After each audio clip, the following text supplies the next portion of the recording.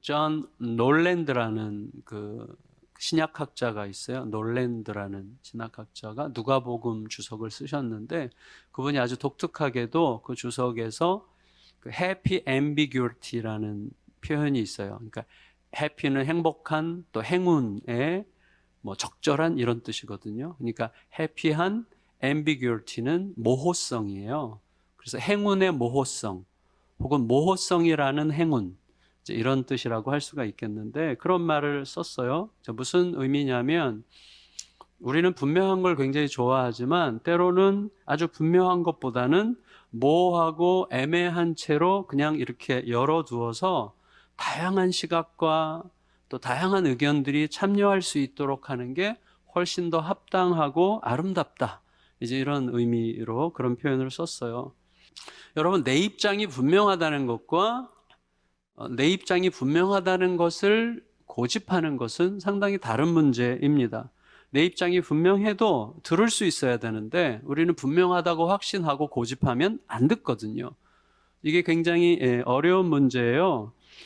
우리는 내 입장이 분명하다고 확신하고 고집할수록 나도 모르는 사이에 나랑 다른 생각 가진, 나랑 다른 입장 가진 사람들을 너무 빨리 틀렸다고 단정하거나 은연중에 무시합니다.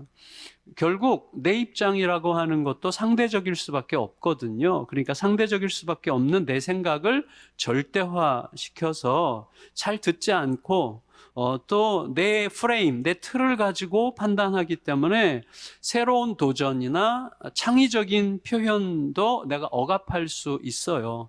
안 듣게 되는 거죠. 여러분, 하나님께서 세상 만사를 사람으로 하여금 측량할 수 없게 하셨다. 지난주 전도서 3장에 나왔죠. 그렇게 한 이유에서 우리 하나님의 뜻을 생각할 수 있을 거예요. 그런 위험, 우리의 오만의 위험, 자기 절대화의 위험으로부터 우리를 보호하시기 위해서 하나님이 세상 만사를 우리가 측량할 수 없도록 애매한 채로 내버려 두셨다고 할 수도 있겠습니다. 따라서 하나님이 허락하신 이 모호성이라고 하는 행운의 그 비밀을 이해할 때만 우리가 자기를 상대화시켜서 타인을 수용하고 함께 살 수 있는 여지를 시작할 수 있는 것입니다. 오늘 1절은 학대를 주제로 시작해요. 학대. 학대는 뭐예요? 바로 이런 애매한 모호성을 못 견디는 사람들을 통해서 일어나는 거예요. 자기가 모든 걸 알고 있고 자기가 주도권을 쥐고 있고 자기가 더 확실하다고 생각하는 사람들, 모호성을 인정하지 않으려고 하는 자들을 통해서 일어나는 게 학대라고 할 수가 있습니다. 4장 1절을 같이 읽겠습니다. 4장 1절 시작. 내가 다시 해 아래에서 행하는 모든 학대를 살펴보았도다. 보라, 학대받는 자들의 눈물이로다. 그들에게 위로자가 없도다. 그들을 학대하는 자들의 손에는 권세가 있으나 그들에게는 위로자가 없도다. 한국 배구계에서 퇴출된 유명한 여자 선수 남편이 짧은 결혼 생활 기간에 아내의 학대가 있었다고 폭로했죠. 그가 얼마나 과장했는지 여부를 우리가 알 수 없고 또 어떤 정황인지 우리가 정확하게 알 길이 없지만 두 사람의 관계가 극도로 피폐해졌다는 것은 분명하죠. 동시에 어떤 형태로건 학대적인 정황이 있었던 거라고 짐작할 수 있을 것 같습니다. 학대의 시작이 뭐예요? 나는 옳고 너는 글러먹었다는 전제. 내가 너보다 훨씬 더 중요한 사람이야 라고 하는 가정에서부터 시작되죠. 숱한 부부 사이에, 부모와 자녀 사이에, 소위 이 세상에 만연해 있는 갑과 을 사이에, 때로는 을이 갑을 학대할 수도 있다고 생각합니다. 근데 하여튼 그 사이에 학대가 만연하죠. 학대는 정당한 훈계가 필요하지만 정당한 훈계의 선을 무너뜨리고 분출하는 분노와 과시와 교묘한 탐욕으로 상대방의 몸과 마음을 무너뜨리는 잔인함이라고 할 수가 있겠습니다. 하지만 학대의 치명적인 슬픔은 학대받는 자의 눈물을 지나서 그 눈물을 닦아줄 자가 없다는 현실에 있습니다. 학대하는 자에게는요, 자기 자신과 타인과 상황에 대한 오해, 그리고 왜곡, 역기능적 심리 이런 것들이 가득하죠. 그는 힘이든 자기의 지위든 권력이든 돈이든 자기에게는 그렇게 휘두를 만한 자격이 충분히 있다라고 생각하는 근거 없는 편견에 사로잡혀서 자기 주제를 모른 채 자기보다 훨씬 나을 수도 있는 자를 모독하고 있는 쓰레기일 수 있습니다. 무서운 거죠. 사실은 좀 정신적 중증 환자죠. 학대하는 자들은. 하지만 안타깝게도 학대받는 자에게는 현실적으로 심리적으로 방어할 힘이 없다는 게 이제 안타깝죠. 그러니까 학대를 계속 당하는 거죠. 심리적으로도 정신적으로도 신체적으로도 방어할 힘이 없어요. 때로는 정당 방어했다가 더 큰 학대를 당하기도 하는 거죠. 좀 아까 말씀드렸지만 학대 자체도 고통스럽지만 학대당하는 자들을 위로할 자가 없다는 현실이 더 안타깝고, 더 안타까운 것은 학대를 금하는 게 불가능하다는 게 더 서러운 거죠. 학대를 금할 수 있을까요? 모든 곳에서 학대는 일어나죠. 학대는 모든 법을 피해갈 수 있어요. 때로는 합법적인 방식으로 저질러지죠. 교묘하게. 학대를 근절하는 게 너무나 어려운 이유는 그 문제를 해결할 힘을 가진 자들이 학대의 주범인 경우가 많기 때문이에요. 그러니까 안타깝죠. 쏟아지는 학대 때문에 신음하면서 사는 사람들에게 바보같이 왜 그렇게 사느냐고, 같이 큰 소리 치든지 같이 치고 받든지 도망치든지 하면 될 거 아니냐고 막 야단치듯이 충고하는 사람들이나, 혹은 모든 먹구름 뒤에는 밝은 태양이 있는 거야, 이런 식으로 낭만적으로 위로하는 사람들은 고맙기는 해도 절망에 이르는 학대를 당해보지 않았을 가능성이 좀 많다, 이렇게 말할 수 있겠죠. 왜냐하면 어떤 먹구름 뒤에는 검은 태양이 있는 것 같아 보이기도 해요. 밝은 태양이 있지 않아요. 그래서 이 학대받는 자들이 죽음의 강을 넘어서 아버지 하나님을 만날 때 우리 아버지께서 가장 먼저 하시는 일은 그들의 눈에서 눈물을 닦아주는 일이에요. 그러니까 그게 현실임을 하나님도 아시는 거죠. 계시록에 계속해서 그 백성의 눈물을 닦아주시는 아버지가 계속해서 등장하죠. 그럼에도 불구하고 어떤 위로도 잘 안 되는 학대 상황에서 이 학대당하는 이들은 전도자와 함께 이렇게 고백할 가능성이 참 많습니다. 2절과 3절 읽을까요? 2절과 3절 시작. 그러므로 나는 아직 살아있는 산자들보다 죽은 지 오랜 죽은 자들을 더 복되다 하였으며 이 둘보다도 아직 출생하지 아니하여 해 아래에서 행하는 악한 일을 보지 못한 자가 더 복되다 하였노라. 여러분, 욥 아시잖아요. 욥처럼 그렇게 순전하고 균형 잡히고 대단한 인물도 견딜 수 없는 고통의 감옥에 갇히니까 자신의 출생을 저주하고 아직 태어나지 않은 자들을 부러워했죠. 고통은 그런 거죠. 학대의 고통은 그런 거죠. 그거는 우리가 함부로 말할 수 없는 거라고 생각됩니다. 하지만 궁극적으로 보면 학대받는 자보다는 학대하는 자가 훨씬 더 미련한 거예요. 왜냐하면 만왕의 왕은 학대받는 자 편이시기 때문이죠. 위협당하고 있는 생명을 보면서도 자기의 안전을 위해서 가만히 있는 자는 위험을 무릅쓰고 현실 가운데로 뛰어드는 사람보다 훨씬 미련한 사람입니다. 하나님은 위협당하는 자와 함께 계시기 때문입니다. 그러니까 미련한 자는요, 자기가 뭘 해야 되는지를 잘 몰라요. 그리고 어떤 일이 보이더라도 그 일이 얼마나 중요한지를 생각하지 않아요. 팔짱을 낀 채 몸만 축냅니다. 그래서 5절에서 이렇게 이야기하고 있어요. 5절 읽을까요? 5절 시작. 우매자는 팔짱을 끼고 있으면서 자기의 몸만 축내는도다. 하지만 반대로, 그러면 탁월한 어떤 행동과 지혜를 가지고 영웅심을 발휘하는 경우는 어떤가? 그도 미련한 자와 별 차이가 없다고 이야기해요. 여러분, 탁월성이 있는 자가 보여요? 사람들이 탁월해 보이는 자, 대단해 보이는 자, 힘 있어 보이는 자, 그를 보는 순간 약간 쫄리면서도 함께하고 싶어 하는 그런 부러움을 일으키는 자가 있는데, 그런 자들은 대체로, 그런 사람들을 가까이 하는 자들은 대체로 뭐예요? 그 사람 때문이 아니라 그 사람의 능력에 기대서 무슨 이득이나 심리적인 안전감이나 어떤 심리적 상황적 우월 의식을 느끼고 싶기 때문에 자꾸 가까이 하려고 하는 거죠. 따라서 여러 가지 이유로 그의 탁월성이 사라지는 순간에는 다 떠나버릴 게 너무나 분명합니다. 더구나 그 사람 주위에는요, 가까이, 그런 어떤 계산을 가지고 가까이 하려는 사람들보다 더 많은 사람들이 시기하고 질투하고 있어요. 인류의 문명사는 어두움에서 시작했어요. 어떤 어두움이죠? 동생을 질투하는 형의 살인. 그러니까 형의 질투와 시기로부터 인류의 어두운 문명사가 시작됐어요. 인류의 문명사는 라멕 계열에서 시작됐는데 라멕의 조상이 가인이죠. 질투와 시기가 어두운 문명사를 발원시켰죠. 시기하는 자들은요, 어떻게든 탁월한 자의 약점이나 실수를 찾으려고 하기 때문에 그에 대한 어떤 뭔가 고발이나 어떤 어려움이 매스컴에 뜨면 어떻게라고 하지만 속으로는 기뻐하죠. 그래서 이 탁월자를 바라보는 시기자들의 시선은 늘 날카롭고 까칠해요.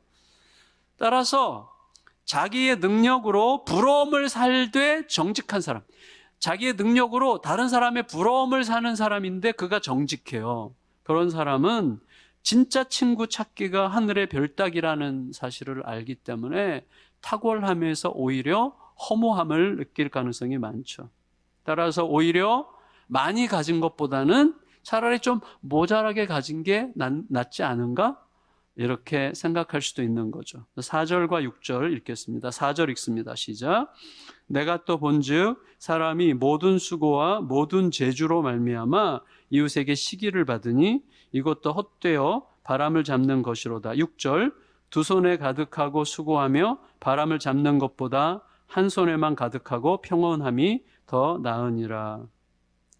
결국 여러분, 어떤 일을 추진하는 수완이 뛰어나서 많은 성취와 많은 소유를 확보했다고 해도 풍성할 때나 빈곤할 때나 성공했을 때나 실패했을 때나 변함없이 마음을 쏟아서 함께 할 사람을 찾을 수 없다면 그 성취의 기쁨이라는 게 대체 뭐냐라고 지금 우리에게 묻고 있는 것입니다.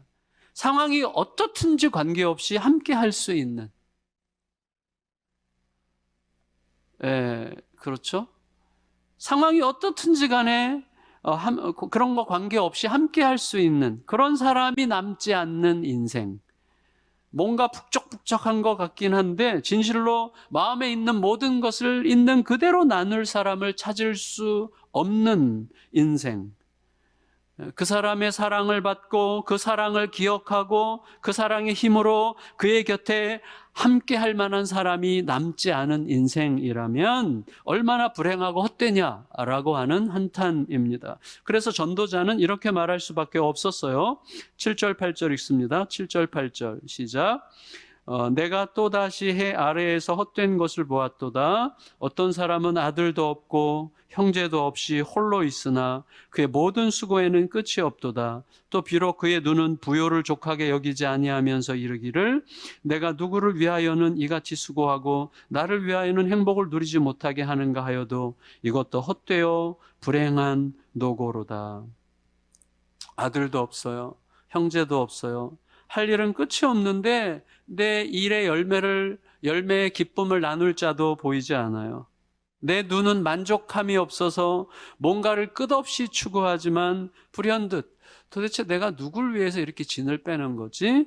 라고 생각할 때 잘 알 길이 없어요. 아무리 많은 걸 쌓아 놓았어도 온통 빼앗으려는 자들, 시기 질투하는 자들, 뭔가 얻어내려고 하는 자들 뿐이라면 대체 나는 어디에서 안식과 쉼을 얻을 수 있는가? 이렇게 질문하고 있는 것입니다. 그러니까 이 헛됨에 대한 전도자의 한탄은 뼈에 사무칠 정도로 서럽습니다.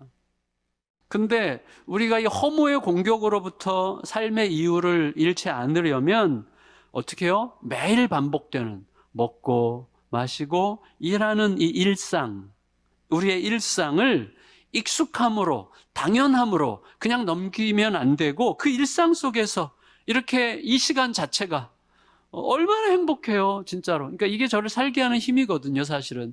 제가 이렇게 주일에 말씀으로 성도님과 나누는 이 기쁨, 저는 너무 행복하거든요. 이 기쁨으로 버티고 사는 거죠. 그러니까 먹고 마시고 일하는 그 일상적인 일이 익숙해서 너무 당연한 것처럼 생각하지 않고 하나님과 함께하는 영혼의 신비함으로 이 매일의 일상을 맞이해서 살아가는 지혜를 구해야만 하는 것이죠. 이거를 위해서는 우리가 맞이하는 매일의 일상을 이게 나한테 유리해? 나한테 불리해? 이런 기준으로 생각하면 결국 일하는 자가 되는 거예요. 그러니까 일을 위해 일하는 자가 되는 거예요. 이게 나한테 유리한가 불리한가 이게 기준이 아니라 기준이 뭐예요? 지난주에 제시했잖아요. 어떻게 영원하신 하나님의 때에 맞추어 답할 수 있겠는가? 이 상황에서 내가 어떻게 영원하신 하나님의 때에 맞게 답할 수 있겠는가를 기준으로 생각하는 습관을 들이는 게 너무나 중요한 것입니다. 또 우리가 지난주에도 그런 얘기 했잖아요. 나를 위해서 표현할 수 있는 가장 선한 일이 뭐예요? 나에게로 흘러온 생명의 기쁨이 나를 통해서 가족이나 타인에게로 스며들게 하는 것이라는 사실을 잊지 않고 사는 게 너무 중요하죠. 오늘도 나를 통하여 누군가에게 기쁨이 스며들 수 있다면, 감사가 스며들 수 있다면, 깨우침이 스며들 수 있다면, 사랑이 스며들 수 있다면 그걸 내가 기억하면서 하나님의 때에 맞춰 더 잘 살 수가 있는 것이죠. 그 과정에서 우리는 인생의 가장 위대한 열매가 어떤 성취나 어떤 쌓아놓은 업적이 아니라 내가 마음을 열어서 사랑과 신뢰로 소통할 사람, 하나님의 영원에 비추어 일상을 더불어서 기쁘게 살아갈 사람, 이게 바로 인생의 가장 위대한 열매라고 하는 것을 알게 됩니다. 그게 하나님이 우리에게 알려주시는 진실이에요. 예수님은 이 땅에 우리 사람을 얻으러 오셨지 어떤 업적을 남기러 오신 게 아니에요. 예수님의 가장 큰 기업은 우리잖아요. 우리가 예수님의 기업이고 예수님이 우리의 영원하신 기업이죠. 9절에서 12절까지 읽겠습니다. 9절에서 12절 시작. 두 사람이 한 사람보다 나음은 그들이 수고함으로 좋은 상을 얻을 것임이라. 혹시 그들이 넘어지면 하나가 그 동물을 붙들어 일으키려니와 홀로 있어 넘어지고 붙들어 일으킬 자가 없는 자에게는 화가 있으리라. 또 두 사람이 함께 누우면 따뜻하거니와 한 사람이면 어찌 따뜻하랴. 한 사람이면 패하겠거니와 두 사람이면 맞설 수 있나니 세 겹줄은 쉽게 끊어지지 아니하느니라. 1993년도 제가 그 해에 그 책 제목이 너무 좋아서 산 책이 있어요. 혼자만 잘 삶은 무슨 재민겨라는 이제 사투리 책인데, 전우익 선생님이라고 그 시골 그 경북 그 어디죠? 봉화 쪽에서 깊은 산 속에서 농사를 짓고 사시면서 주변의 나무 한 그루 풀 한 포기에서도 좀 순응해서 살아가는 법을 배우면서 지혜를 터득한 분이 쓴 글이에요. 그걸 이제 신경림 시인이 격려해가지고 책으로 냈어요. 혼자만 잘 삶은 무슨 재민겨. 이분이 그때가 68세셨어요. 68세 때 그 책을 내셨는데, 근데 이분이 말하고자 하는 핵심은 뭐예요? 그 깊은 골짜기에서 혼자서 농사를 지으면서도 자신의 모든 몸짓은 누군가와 함께 잘 살기 위한 몸부림이었다고 말하려고 하는 거죠. 우리의 모든 몸짓은요, 심지어 혼자 있는 동안에도 누군가의 생명과 그의 생명의 회복을 향한 몸짓이어야 의미가 있다고 이야기하는 것입니다. 그래서 이 신경림 시인이 그분의 글을 이제 출판사에 보내서 이제 책을 내기 위해서 편지를 썼는데, 거기에 이렇게 썼어요. 삶이란, 우리들의 삶이란 그 무엇인가에, 그 누구인가에 정성을 쏟는 일이다. 이게 우리의 삶이다. 그래서 삶은 결국 사람이다, 그 말이죠. 누군가에게 정성을 쏟는 게 우리의 삶이다, 이렇게 이야기한 거죠. 그러니까 가장 재미없는 일, 무의미하고 가치 없고 쓸모없고 그야말로 헛되고 헛된 일은 혼자만, 자기 가족만, 자기 교회만, 자기 도시만, 자기 나라만 잘 살려고 몸부림하는 일이죠. 너무 헛되고 좀 초라하죠. 현실이 준 상처와 압박에 눌려서 함께 어울려, 더불어 이런 단어 자체가 불편하게 느껴지는 분들도 틀림없이 있어요. 너무 상처를 깊이 받았기 때문에 함께라는 단어가 싫고 더불어라는 단어 자체가 혐오스럽고 막 가식적으로 느껴지고 그런 분이 얼마든지 있을 수 있다고 생각합니다. 하지만 함께 어울려 더불어가 없다면 궁극적으로 우리는 우리 존재의 본질을 잃어버리게 되는 거예요. 우리의 존재를 낳은 태가 성삼위 하나님의 사귐이에요. 성삼위 하나님의 사랑의 사귐으로부터 우리가 태어났어요. 성삼위 하나님의 소위 전에 말씀드렸던 페리코레시스, 사랑의 춤추심의 이 사귐이 우리를 낳은 자궁이에요. 그러니까 그게 우리의 존재의 본질이죠. 그러니까 함께하는 더불어 사는 사귐이 없다면 우리는 존재의 본질 자체를 이미 잃어버린 거다, 이렇게 말할 수가 있는 것이죠. 여러분, 사랑의 사귐 속에 진짜 사랑의 사귐이 있으면 어떻게 되죠? 제일 중요한 게 마음이 내려놔지는 거죠. 그래서 여러분이 함께 있고 싶은 사람, 그와 함께 하면 너무 즐거운 사람 있잖아요. 함께 하는 게 좋은 그 사람은 누구예요? 경계하지 않아도 되는 사람, 긴장하지 않아도 되는 사람, 마음이 내려놔지는 사람이죠. 그게 기쁨이에요. 그게 함께함의 위대함이죠. 그래서 여러분, 사랑의 사귐에는 소위 그 마음을 내려놔도 되는 재미가 있어요. 재미. 함께하는 재미. 어쩌면 우리는 그 힘에 의지해서 매일의 일상을 살아가는지도 몰라요. 그 힘이 없다면 우리는 의미를 못 느낄걸요. 허무함에 사로잡힐걸요. 혼자만 잘 살면 무슨 재미인가. 여러분, 재미라는 말은요, 가벼운 단어는 사실 아니에요. 재미. 우리는 재미가 굉장히 가볍게 들리지만 사실은 재미라는 표면적인 뜻 외에도 이득을 받느냐 할 때 너 이득 봤어? 재미 봤어? 이렇게 얘기하죠. 의미가 있었냐? 재미있었어? 이게 사실 의미가 있었냐? 가치가 있었냐? 그런 의미이기도 하거든요. 사실 제가 좋아하는 박은조 목사님이 이 표현을 굉장히 많이 쓰세요. 어떤 일을 정말로 열심히 추구했는데 좀 망했어. 그러면 재미를 못 봤어. 이렇게 얘기를 해요. 그 표현이죠. 어떤 분들은 행복하지 않다, 바람직하지 않다, 가치나 의미를 못 느꼈다는 것을 재미없다, 이렇게 표현한단 말이죠. 그래서 우리는 누군가에게 지나치게 실망할 경우에 너 그러다 큰일 나, 그 말을 너 재미없어? 이렇게 이제 말하죠. 재미는 굉장히 깊은 의미가 있어요. 다양한 의미가 있죠. 그런 의미에서 삶은 재밌어야 돼요. 삶은 재미있어야 되죠. 근데 가장 재미없는 경우는 언제예요?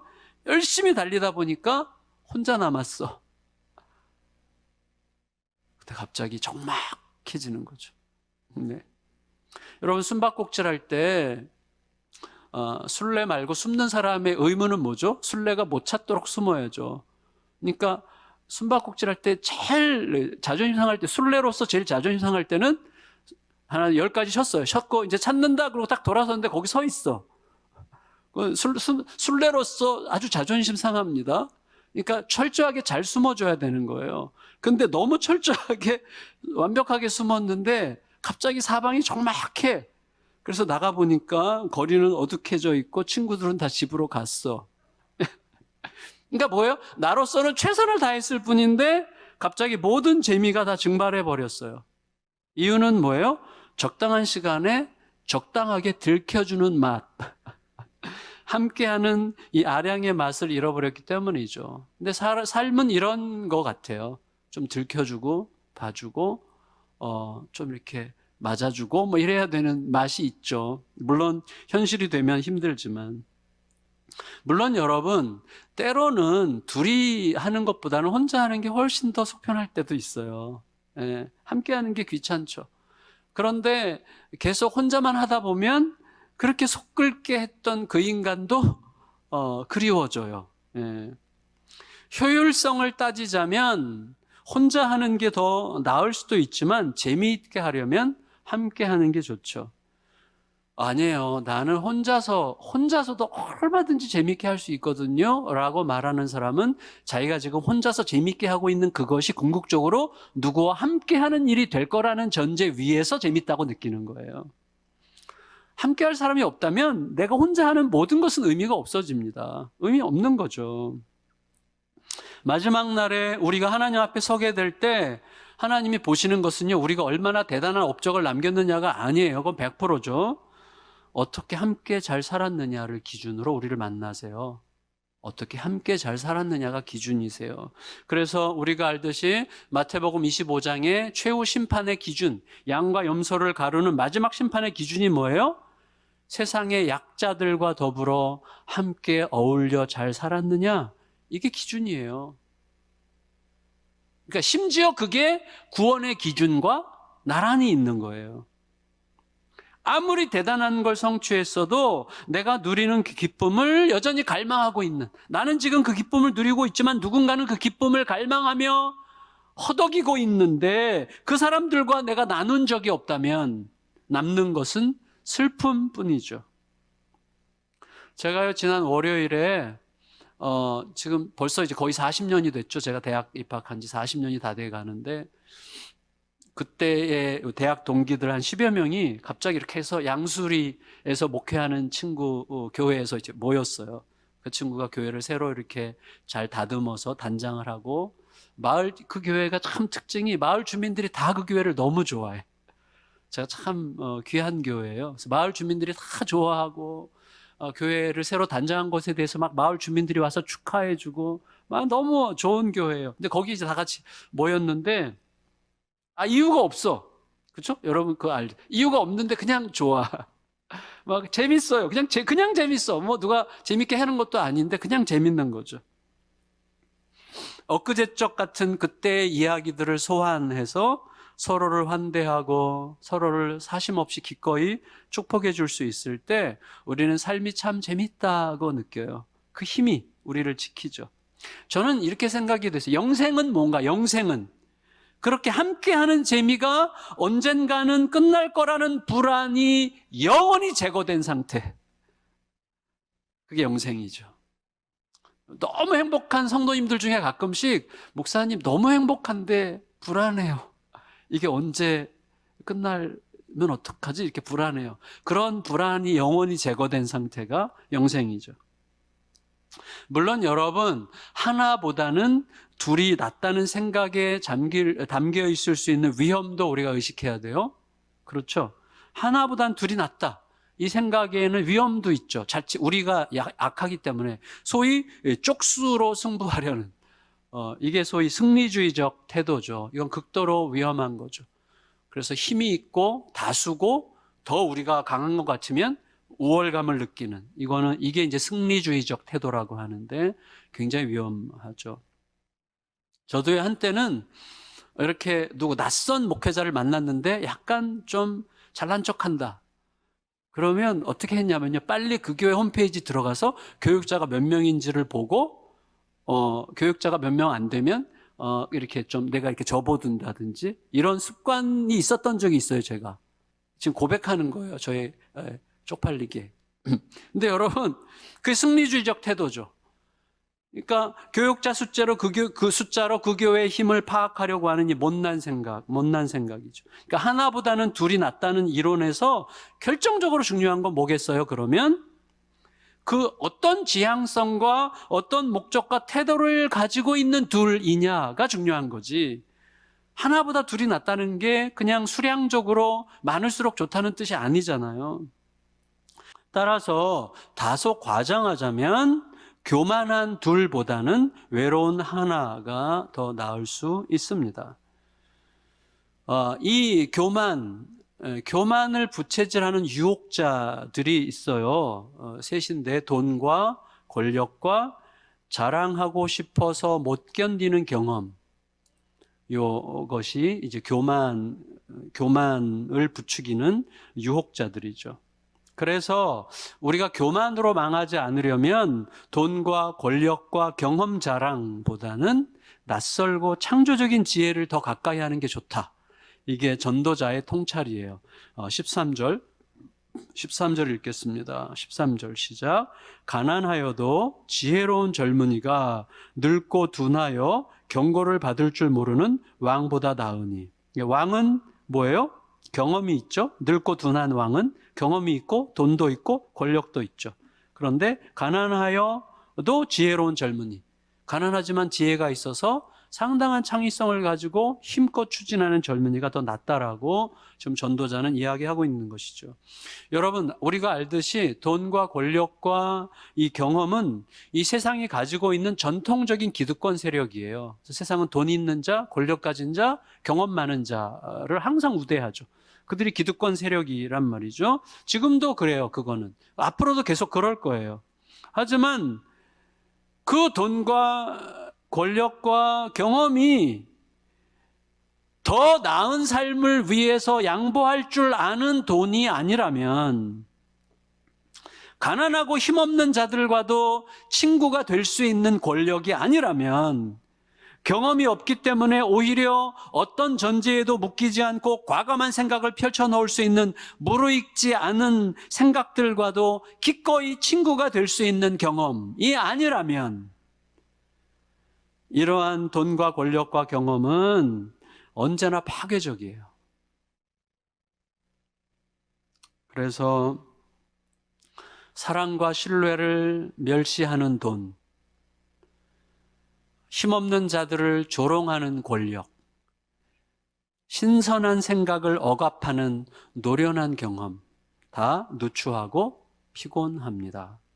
그에 따라서 만일에 둘 중에 하나만 선택할 수 있다면 우리는 돈과 권력과 경험을 버리고 지혜와 젊음의 신선함을 택하는 게 더 낫다.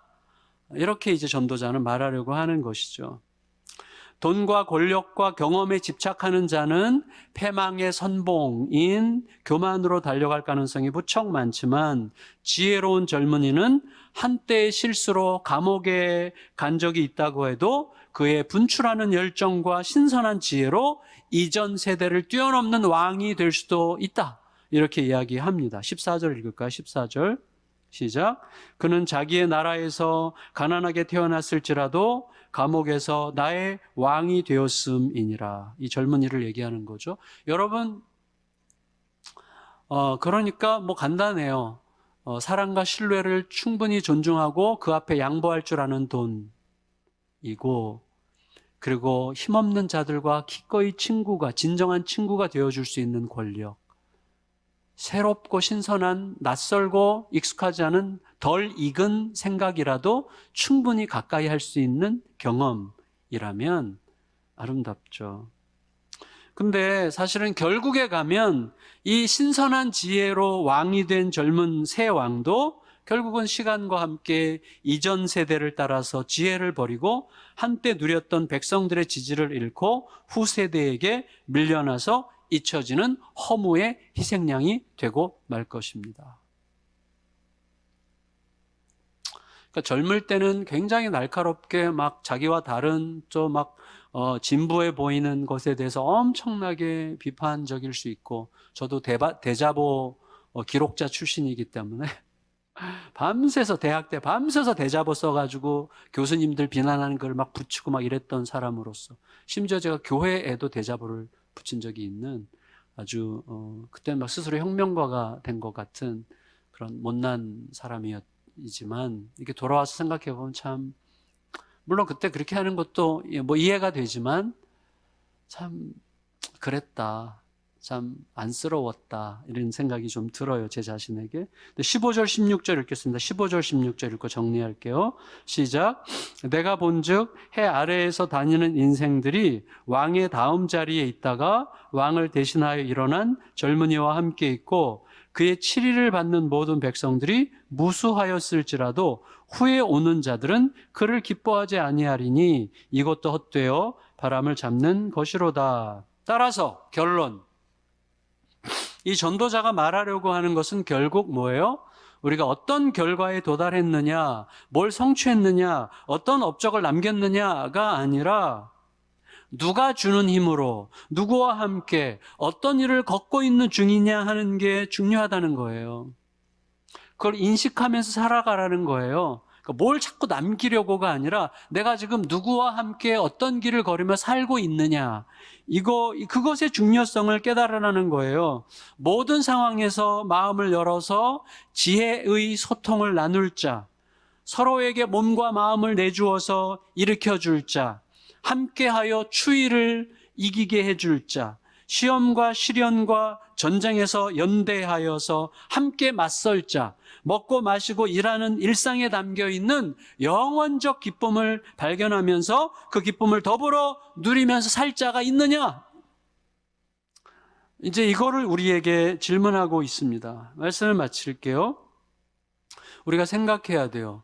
어째서 예수님께서 세상과 심지어 아버지로부터 버림을 받는 고통을 감수하면서까지 죄와 죄의 결과로부터 버림받아 황폐해진 우리를 찾아오셔서 그 당신의 사랑 안에서 함께 먹고 함께 마시고 함께 일하는 작은 일상의 공동체 만드는 일을 전부로 삼다가 떠나셨는지를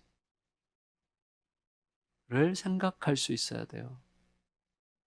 예수님은 그게 우리의 삶에서 가능하게 하기 위해서 오신 거예요. 따라서 우리가 예수님의 안으로 더 깊이 들어갈수록 우리는 함께 사는 법을 배우게 되는 것입니다. 여러분, 예수님은 어째서 예수 믿으면 구원받는다, 이것과 너가 연약한 자들에게 어떻게 대했느냐가 구원과 패망의 기준이다 라고 하는 것이 나란히 있는 거예요. 얼마나 우리가 생각을 많이 해야 되겠습니까? 구원받지 못할 자들에 대해서 뭐라고 그러셨어요? 내가 연약할 때 먹이지 않았고, 내가 배고플 때 먹이지 않았고, 그렇게 얘기하시잖아요. 우리 눈에 들어온 연약한 자들에게 나를 내어주지 않는 것과 예수를 믿지 않는 것이 같은 선상의 이야기라 말씀하신 거예요. 그걸 깊이 생각해야 돼요. 우리는 예수님 안으로 제대로 깊이 들어갈수록 그래서 결국 함께 사는 법을 배우게 되는 것입니다. 예수님 안으로 깊이 들어갈수록 점점 더 막 고립해가지고 혼자 막 수도원에 들어가 있는 것은 바람직하지 않아요. 함께 애매한 채로 끌어안고 견디며 그분의 사랑이 흘러가도록 살아가는 게 훨씬 더 예수님을 따라가는 거죠. 그래서 어떤 분이 심지어 수도승보다 주부가 더 영적이다, 이런 얘기를 했잖아요. 이 깨우침으로 매일의 일상을 살아가면서 세상이 우리를 길들인 방식대로 초조하게 쫓기지 마시고 생명의 말씀 안에서 진정한 자유와 안식의 기쁨을 맛보는 저와 여러분 모두가 되시기를 높으신 예수님의 이름으로 축원합니다.